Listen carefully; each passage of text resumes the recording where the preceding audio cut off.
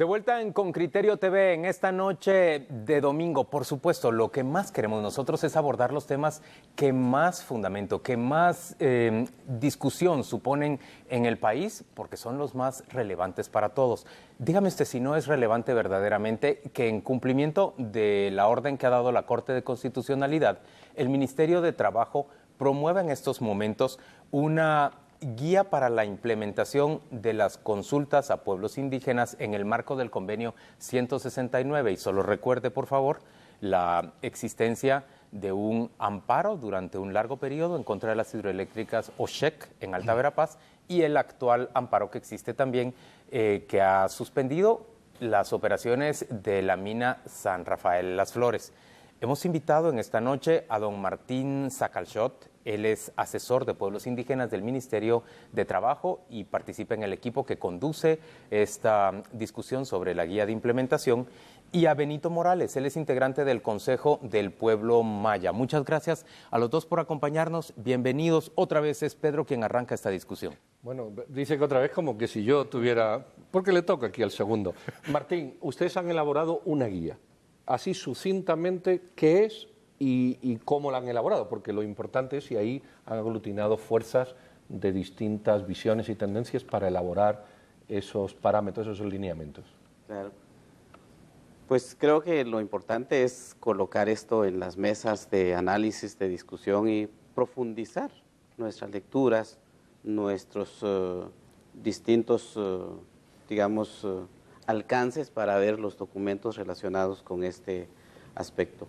Es un documento elemental que busca orientar al funcionario público que tiene que cumplir con la consulta que aparece como un deber de Estado en el convenio 169. Nosotros pretendemos un mecanismo flexible que en realidad el cuerpo de la consulta, los métodos de consulta, las metodologías de consulta surgen en cada caso. Ese es el espíritu de este documento, flexible, se tiene que adecuar culturalmente, por región, por cultura, por modos de vida también de las comunidades. Eso es lo que pretende. Benito, ¿ustedes están de acuerdo con lo que se está planteando, con lo que se está esbozando primeramente? ¿Se puede decir que una consulta va a tener únicamente una guía y se va a aplicar en diferentes regiones de acuerdo a las circunstancias que rodeen cualquier proyecto? A ver, a mí me parece que es importante que este tipo de discusiones las hagamos con total transparencia y objetividad. Yo me leí y me tomé el tiempo minuciosamente de leerme línea por línea este documento y hasta un nombre se me ocurrió ponerle.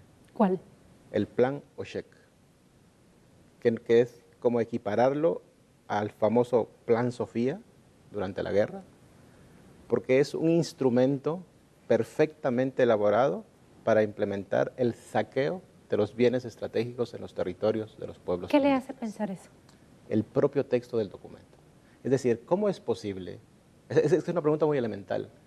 ¿Cómo es posible que yo le llame a este documento, y lo dice expresamente, guiar al funcionario para que implemente la consulta según la sentencia XXX, que es la sentencia dictada por la Corte de Constitucionalidad en el caso OSHEC? A ver, esa es la pregunta elemental. ¿Por qué necesariamente la vinculo a una sentencia en particular? Por eso es que es el Plan OSHEC. Es un plan que lo que permite es, y lo que está buscando es garantizar el control del territorio de los pueblos indígenas, garantizar el control de los bienes estratégicos y garantizar el control de las personas. Tiene hasta elementos de inteligencia militar en ese documento para controlar a las personas. Benito, yo también he leído el plan y hay dos cosas que de entrada no comparto con usted. Uno es el Plan OSHEC, lo que pasa que ahí está recogido, porque está en la sentencia de OSHEC, los lineamientos de la Corte para el 179. ¿Coinciden los dos? Ciertamente. En otros también hay. Y lo segundo es que usted dice el despojo de los recursos estratégicos de los territorios. ¿Eso no son recursos del Estado? No son recursos del Estado. Eso es importante dejarlo. Claro, y dejarlo muy claro. Hay dos elementos fundamentales que están en el artículo 6.2 del convenio 169 y en el artículo 13 de ese mismo convenio. Expresamente, el texto del documento establece que las decisiones a la hora de implementarse adecuadamente según los parámetros establecidos en el propio convenio, que no necesita una guía básica, porque esa no es una guía. Es que hay que leérselo detenidamente. Por lo menos, para clarificar esto, este documento tiene incorporado una cuestión que yo le llamo el que viene incorporado el sí. A ver, es muy elemental esto. Yo a usted, ¿por qué le consulto? Para que decida, obviamente, y para que me responda sí o no. Sin embargo, este documento, que le llaman una guía básica, tiene incorporado el sí, solo sí y porque sí. Es decir, pero si los recursos, dice la Constitución, que son del Estado y de todos, ¿por qué usted se los apropia en ese marco conceptual? Porque tenemos derecho al ejercicio de libre determinación. Y el artículo 13 del convenio, en su propio texto, dice que el concepto de territorio, por esa vinculación que hay con la tierra y la existencia de los pueblos indígenas, implica todo lo que constituye el hábitat. Entendemos el agua, los bosques, los minerales. Eso está en varias sentencias de la Corte Interamericana y el propio texto del convenio lo deja establecido. Ese parámetro que todavía sigue vigente en el Código Civil guatemalteco de que los bienes del subsuelo pertenecen al Estado es una cuestión arcaica. Eso está superado por la jurisprudencia moderna del derecho en el mundo. Señores, vamos a una discusión que a mí me parece que es la discusión de fondo, pasando primero por una grada intermedia entre la superficie y el fondo. Martín, ustedes están desarrollando esta guía para plantear las consultas, contemplando que las consultas no son vinculantes, ¿verdad? Que las consultas finalmente no pueden vetarle al Estado el derecho de conceder un recurso natural. Ese es el marco en el que se está moviendo el Ministerio de Trabajo, ¿verdad o no? No necesariamente. El convenio es garantista de derechos y lo que busca es que el Estado se apegue a nuevas normas para nuevas relaciones con los pueblos indígenas. Pero si pasa una consulta con esa guía que ustedes están llevando adelante, a lo que voy, ¿una población va a poder decir no se construya esa hidroeléctrica o no se explota esa mina? Hay mecanismos y esa es la idea de colocar en cada circunstancia, si fuese eso, porque el convenio no solo se refiere a consulta por explotación o uso de recursos naturales, se refiere a traslado de población, ahí hay otro mecanismo que el convenio nos señala, se refiere también a los programas educativos que hay dentro de los territorios indígenas, que refleje la verdadera historia de los pueblos indígenas. Son 6 áreas temáticas en las cuales el Estado tiene obligación. Entre ellos, el más amplio es la medida administrativa susceptible de afectar derechos de pueblos indígenas y las medidas legislativas. Pero yo creo que es importante comprender también o compartir cómo surge esta idea. La idea de la guía surge sobre la base de cuatro momentos. El primero es el espíritu y los principios del Convenio 169. El segundo son diálogos de intercambio de experiencias que se hizo a nivel territorial con las comunidades de los pueblos indígenas. Se hicieron 21, en 4 manifestaron abiertamente que no comparten un reglamento y no quieren analizar el método a través del método que se compartió y se respetó esa parte, por un lado. Y por otro, surge de la experiencia misma de cumplimiento de sentencias, porque el caso de la Vega 1, Vega 2 de Neva y Cotzal con la transmisión eléctrica, el Estado ya está cumpliendo con la consulta que ordena la Corte. Ahí surge también esto, porque cuando la población está en un proceso consultivo, hay muchas dudas, muchas necesidades. ¿Quién paga los gastos? ¿Cómo se sistematiza? ¿Cuál es el método para poder encaminar la consulta? Entonces ahí surge también esta experiencia y se trae acá, ¿verdad? Con lo último que usted decía, de si es vinculante o no, nosotros preferimos no abordar esa parte, porque la palabra vinculante no es propio del convenio 169. Pero es la parte crucial. El acuerdo. Y el acuerdo siempre se suscribe de buena fe. Y eso es obligatorio para las partes. Pero hay un tema que no estamos abordando y quisiera conocer cuál es la perspectiva del Consejo. Las consultas, según la experiencia de otros países, Ecuador, por ejemplo, han llegado a la conclusión de que no son plantear una pregunta para obtener un sí, y un no, sino más bien un proceso. ¿Cómo reaccionan ustedes a ese concepto de consulta? ¿Es allí hacia donde va Guatemala y esta guía que está elaborando el Ministerio de Trabajo? Primero matizar un detalle, yo lamento que tenga que discutir con mi hermano de pueblo, Martín Zacalchot. Sin embargo, no es que existan y no hay absolutamente ninguna duda sobre el tema de la consulta. Hay más de 80 municipios que se han pronunciado en ejercicio de su derecho de libre determinación y dicen no a la minería y no a las hidroeléctricas. Y aclaro, no es porque no entendamos el desarrollo, entendemos perfectamente la importancia del desarrollo. El tema es que la pregunta que hay que hacerse es ¿desarrollo para quién y para qué? Tenemos un modelo de desarrollo que está basado en el asunto del extractivismo, el saqueo de los bienes naturales, la acumulación de riqueza frente al empobrecimiento de la inmensa mayoría de la población. Entonces, ¿qué modelo aceptarían? El modelo es aquel que está en función de los intereses de los pueblos, aquel que se distribuye y se utiliza de tal manera que pueda permitir no solo garantizar la vida digna de todas las personas y las comunidades, sino que garantice la cuestión transgeneracional. Tenemos una responsabilidad con las futuras generaciones. Estamos destruyendo este país. Aquí hablamos de nacionalismo, hablamos de una cantidad de cuestiones, pero no tenemos ningún reparo en que saqueen los bienes naturales. A ver, datos. Hay un dato de ICEFI que se publica hace unos días. De cada 100 quetzales que se generan en este país, la minería, el extractivismo, particularmente minería y petróleo, generan 1.45 quetzales para conformar esos 100 quetzales. No es rentable. Y si a eso que genera le rentamos toda la conflictividad que genera, los juicios, los jueces que hay que pagar, toda la movilización de la gente para demandar y denunciar este tipo de cuestiones, nos salen debiendo, nos sale más caro y hay estudios que el propio CIES ha hecho sobre el tema de costo-beneficio para la mina Marlin.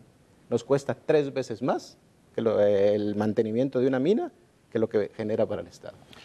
Y luego, concluyo con esto, las consultas son vinculantes. No tiene sentido sino de otra manera. Y por un tema de gobernabilidad.